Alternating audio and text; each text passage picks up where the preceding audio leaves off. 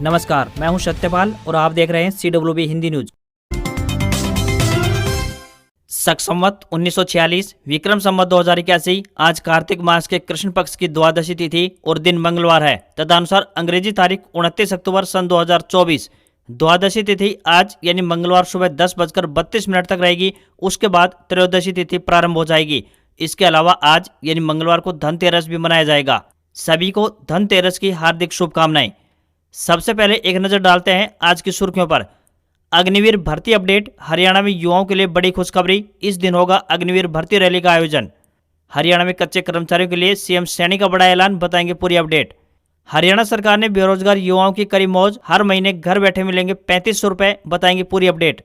देश भर के बुजुर्गों को मिलेगा दिवाली तोहफा, आज इस योजना की होने जा रही है शुरुआत। मांगों को लेकर 5 नवंबर को कुरुक्षेत्र में पंचायत करेंगे किसान, मुख्यमंत्री से मांगेंगे जवाब। हरियाणा में विधानसभा का नया भवन बनेगा, संसद भवन की तर्ज पर आधुनिक होगी नई बिल्डिंग। हरियाणा में पीजीटी स्क्रीनिंग एग्जाम का परिणाम हुआ जारी। 13 अक्टूबर को संपन्न हुई थी परीक्षा। जवाहर नवोदय विद्यालय में करवाना चाहते हैं अपने बच्चों का दाखिला तो 30 अक्टूबर है आखिरी तारीख। हरियाणा में युवा कर रहे हैं सीईटी में संशोधन की मांग, परीक्षा को किया जाए क्वालिफाई, सभी को मिले नॉलेज टेस्ट देने का अवसर। हरियाणा से हरिद्वार का सफर होगा और अधिक आरामदायक, इस सड़क को बनाया जाएगा 4 लेन। और सरकारी नौकरी अपडेट। टेरिटोरियल आर्मी में 62 पदों पर निकले भर्ती, एज लिमिट 55 वर्ष, सैलरी 63,000 रुपए से ज्यादा। और अब खबरें विस्तार से। हरियाणा में मौसम लगातार परिवर्तनशील बना हुआ है। दिन के तापमान में गिरावट दर्ज की जा रही है तो वहीं मौसम मिला जुला असर दिखा रहा है। दिन के समय हल्की गर्मी और रात को ठंड का एहसास हो रहा है। इसी बीच वायु प्रदूषण की समस्या से भी लोगों को दो चार होना पड़ रहा है। मौसम वैज्ञानिकों की माने तो 4 नवंबर तक मौसम में कोई बदलाव देखने को नहीं मिलेगा। 5 नवंबर को पश्चिमी विक्षोभ के सक्रिय होने की संभावना बनी हुई है। इससे दिन और रात के तापमान में गिरावट दर्ज की जा सकती है। वहीं दूसरी तरफ देखें तो वायु प्रदूषण के चलते प्रदेश की आबोहवा खराब श्रेणी में पहुंच चुकी है। लोगों में सांस लेने में दिक्कत और आंखों में जलन जैसी समस्याएं देखने को मिल रही हैं। Addiction treatment facilities scheme health department Hisar में विभिन्न पदों पर नियुक्ति के लिए आवेदन मांगे गए हैं। आपको बता देंगे ये भर्तियां अनुबंध आधार पर की जाएंगी। इन पदों पर एनएचएम के नियम लागू नहीं होंगे। यह नियुक्ति पूरी तरह से प्रदर्शन के आधार पर होगी और आगे की प्रशासनिक स्वीकृति के अधीन होंगी। जो भी इन पदों पर आवेदन भेजने के इच्छुक हैं वे ऑफलाइन माध्यम से अपने आवेदन भेज सकते हैं। आवेदन करने की आखिरी तारीख 4 नवंबर 2024 दोपहर 3 बजे तक रहेगी। वहीं दस्तावेज सत्यापन की तिथि की बात करें तो मेडिकल ऑफिसर और काउंसलर के लिए 6 नवंबर 2024, तो वहीं डाटा मैनेजर व नर्स के लिए 7 नवंबर 2024 आखिरी तारीख है। आवेदकों को कोई भी आवेदन शुल्क जमा नहीं करना होगा। न्यूनतम आयु 18 वर्ष और अधिकतम आयु 42 वर्ष, तो वहीं मेडिकल ऑफिसर के लिए 65 वर्ष तय की गई है। इन पदों के लिए आपको ऑफलाइन आवेदन भेजने होंगे। जींद में संयुक्त किसान मोर्चा हरियाणा की बैठक सोमवार को जाट धर्मशाला में संपन्न हुई। इसकी अध्यक्षता रत्नमान रणवीर मलिक, कैप्टन रणधीर चहल और संदीप सिवाच ने की। बैठक में पराली प्रबंधन, डीएपी की समस्या, फसल उठान और खरीद से संबंधित किसानों की समस्याओं को लेकर मुख्यमंत्री से जवाब लेने के लिए संयुक्त किसान मोर्चा की पंचायत 5 नवंबर को कुरुक्षेत्र में कराने का फैसला लिया गया। उन्होंने लघु सचिवालय पहुंचकर धरना दिया और डीसी को ज्ञापन सौंपा। उन्होंने कहा कि प्रदेश सरकार पराली प्रबंधन की व्यवस्था करने की बजाय प्रदूषण का सारा दोष किसानों के ऊपर डाल रही है। केंद्र सरकार के लगातार 3 बजट से उर्वरक के अनुदान में कटौती करने से डीएपी की कमी बनी हुई है। इस साल किसानों को धान का कम रेट मिलने से घाटा हो रहा है। उन्होंने निर्णय लिया है कि दिल्ली कूच के 4 साल पूरे होने पर 26 नवंबर को हरियाणा के सभी जिलों में चेतावनी दिवस मनाते हुए आक्रोश प्रदर्शन का ज्ञापन सौंपेंगे। प्रदर्शन के माध्यम से एमएसपी की कानूनी गारंटी, कर्जा मुक्ति, शहीद स्मारक के निर्माण की मांग करते हुए सरकार को 3 महीने की चेतावनी दी जाएगी। समाधान न होने पर देशव्यापी आंदोलन किया जाएगा। हरियाणा सरकार की तरफ से विभिन्न विभागों, बोर्ड और निगमों में ग्रुप सी और ग्रुप डी की सरकारी भर्तियों के लिए कॉमन एलिजिबिलिटी टेस्ट यानी सीईटी अनिवार्य किया गया है। ग्रुप सी और ग्रुप डी के लिए एक सीईटी आयोजन हो चुका है। इसके माध्यम से ग्रुप सी और ग्रुप डी की भर्तियां भी की जा चुकी हैं। अब हरियाणा कर्मचारी चयन आयोग अगला सीईटी लेने की तैयारी में जुट चुका है। जल्द ही नए सीईटी को आयोजन करवाया जाएगा, लेकिन इससे पहले इसके कुछ नियमों में संशोधन देखने को मिल सकता है। उम्मीदवारों की तरफ से मांग लगातार उठाई जा रही है कि इस परीक्षा को क्वालिफाई किया जाए और परीक्षा पास करने वाले सभी उम्मीदवारों को परीक्षा में बैठने का मौका दिया जाए। ऐसे में सरकार ग्रुप सी और ग्रुप डी पदों की भर्ती के लिए सीईटी में संशोधन करने जा रही है। अब सीईटी में सामाजिक आर्थिक मानदंड के अंक नहीं मिलेंगे। युवाओं को परीक्षा में प्राप्त किए गए अंकों के आधार पर ही बनी मेरिट से ही नौकरी का अवसर मिलेगा। वहीं युवाओं की तरफ से लगातार मांग की जा रही है कि सीईटी को क्वालिफाई बनाया जाना चाहिए। इस पर कुछ अफसर तर्क दे रहे हैं कि नॉलेज टेस्ट में ज्यादा उम्मीदवार हो जाएंगे। अब देखना होगा कि सरकार इस बारे में क्या फैसला लेती है। जल्द ही नए सीईटी के लिए एक नोटिफिकेशन जारी होने जा रहा है। हरियाणा में 5 अक्टूबर को विधानसभा चुनाव हुए और 8 तारीख को नतीजे आए थे। नतीजे आने के बाद हरियाणा में एक बार फिर से बीजेपी सरकार सत्ता में आ गई और बीजेपी की तरफ से नायब सिंह सैनी को हरियाणा का मुख्यमंत्री बनाया गया। हाल ही में सरकार द्वारा ग्रुप सी और ग्रुप डी के लगभग 24,000 पदों का परिणाम जारी किया गया, जिसमें अफवाह सामने आ रही थी कि हरियाणा कौशल रोजगार निगम को भंग किया जाएगा। हरियाणा कौशल रोजगार निगम के तहत कच्चे कर्मचारी काम कर रहे हैं। फिलहाल कच्चे कर्मचारियों के लिए एक अच्छी खबर सामने आ रही है। जानकारी के मुताबिक हरियाणा में तृतीय व चतुर्थ श्रेणी के पदों पर 24,000 नई भर्तियों के बाद भी किसी कच्चे कर्मचारी को नहीं हटाया जाएगा। मुख्यमंत्री नायब सिंह सैनी ने बताया कि HKRN के जरिए भर्ती हुए SST अध्यापकों की नौकरी को भी कोई खतरा नहीं है, यानी इनकी नौकरी भी बिल्कुल सेफ है। HKRN को नए तरीके से और जोर शोर से चलाया जाएगा। हरियाणा के मुख्यमंत्री नायब सिंह सैनी कैथल जिले के पिहोवा दौरे पर पहुंचे। उन्होंने सरस्वती तट पर डेरा सिद्ध बाबा गरीबनाथ मठ में चल रही 3 दिवसीय 8 मान 32 ध्वनि एवं शंखाढाल भंडारे में शिरकत की। वहीं उत्तर प्रदेश के CM योगी आदित्यनाथ इस कार्यक्रम में बतौर मुख्य अतिथि पहुंचे थे। संत सम्मेलन को संबोधित करते हुए मुख्यमंत्री नायब सिंह सैनी ने कहा कि पिहोवा, कुरुक्षेत्र, लाडवा के साथ साथ हरिद्वार जाने वाले लाखों लोगों की सालों पुरानी मांग को पूरा करते हुए पिहोवा से यमुनानगर तक सड़क मार्ग को 4 लेन बनाया जाएगा। मुख्यमंत्री ने बताया कि केंद्र सरकार की ओर से पिहोवा यमुनानगर सड़क मार्ग को 4 लेन बनाने की मंजूरी मिल चुकी है और बहुत जल्द इस योजना पर काम शुरू किया जाएगा। इस सड़क मार्ग के 4 लेन निर्माण से लोगों का धर्मनगरी हरिद्वार तक आवागमन आरामदायक और सुविधाजनक हो जाएगा और कम समय में ज्यादा दूरी तय की जा सकेगी। CM नायब सिंह सैनी ने इसके साथ ही कुरुक्षेत्र और लाडवा शहर के लिए बाईपास निर्माण की भी घोषणा की।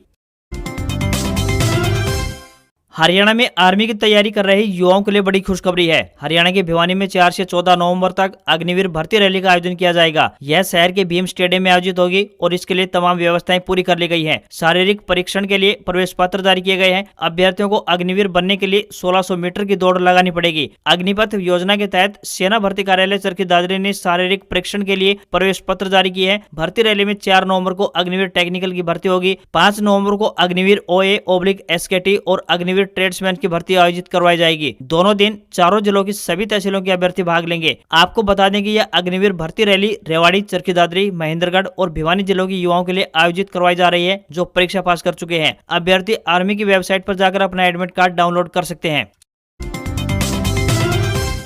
हरियाणा विधानसभा का स्पीकर नियुक्त होने के बाद हरविंदर सिंह कल्याण अपने गृह जिले करनाल पहुंचे थे, जहां बीजेपी कार्यकर्ताओं ने उनका गर्मजोशी से स्वागत किया। यहां पहुंचकर उन्होंने जिला सचिवालय में अधिकारियों की एक बैठक बुलाई, जिसमें जिले में चल रहे विकास कार्यों को लेकर चर्चा की गई और पेंडिंग प्रोजेक्ट को जल्द से जल्द पूरा करवाने के भी निर्देश जारी किए। विधानसभा स्पीकर हरविंदर सिंह कल्याण ने 2029 में होने वाली परिसीमन पर बोलते हुए कहा कि इसके बाद लोकसभा और विधानसभा की सीटें बढ़ जाएंगी। जिस प्रकार से नई लोकसभा का निर्माण हुआ है, ठीक उसी प्रकार से नई विधानसभा के भवन का निर्माण भी जल्द से जल्द हो, उसको लेकर भी तेजी से कार्य किया जाएगा ताकि आने वाले समय में किसी प्रकार की कोई दिक्कत सामने न आए, क्योंकि मौजूदा विधानसभा की बिल्डिंग में बहुत कम जगह है। उन्होंने बताया कि हरियाणा विधानसभा की नई बिल्डिंग आधुनिक होगी और पेपरलेस विधानसभा की जो एक कल्पना की जाती है वह पूरी आगे बढ़ चुकी है। इसके साथ ही टेक्नोलॉजी का ज्यादा से ज्यादा इस्तेमाल किया जाएगा। यह भवन कहां पर होगा, इसको लेकर अभी प्रक्रिया चली हुई है। चंडीगढ़ प्रशासन से जमीन की डिमांड रखी हुई है, उसकी फॉर्मेलिटी शेष बची है। आने वाले समय में मेजर प्रोजेक्ट पर काम होता हुआ दिखाई देगा।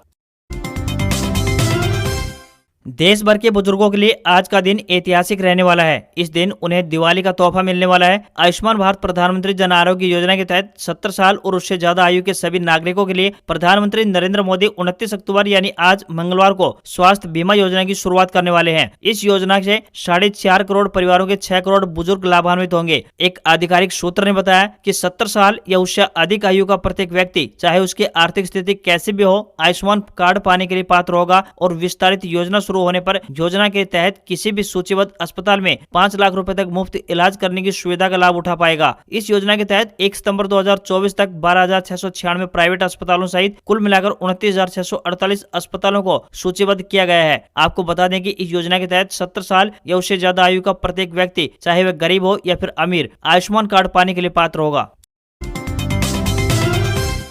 हरियाणा सरकार द्वारा लोगों के लिए विभिन्न योजनाएं समय समय पर चलाई जा रही हैं। जो युवा बेरोजगार हैं उनके लिए भी सक्षम योजना के नाम से स्कीम चलाई हुई है। इस योजना के तहत बेरोजगारों को हर महीने राशि प्रदान की जाती है। विधानसभा चुनाव से पहले सीएम नायब सिंह सैनी द्वारा युवाओं को बड़ा तोहफा देते हुए बेरोजगारी भत्ते में बढ़ोतरी की गई थी। 1 अगस्त 2024 से बेरोजगारी भत्ता बढ़ाने की घोषणा करते हुए सीएम सैनी ने कहा कि 12वीं पास बेरोजगारों का भत्ता 900 रुपए से बढ़ाकर 1200 रुपए कर दिया गया है। वहीं स्नातक बेरोजगारी भत्ता 1500 रुपए से बढ़ाकर 2000 रुपए किया गया है। इसके अलावा स्नातकोत्तर बेरोजगारी भत्ता 3000 रुपए से बढ़ाकर 3500 रुपए किया गया है। आवश्यक दस्तावेजों के साथ आप आधिकारिक वेबसाइट के माध्यम से ऑनलाइन आवेदन कर सकते हैं।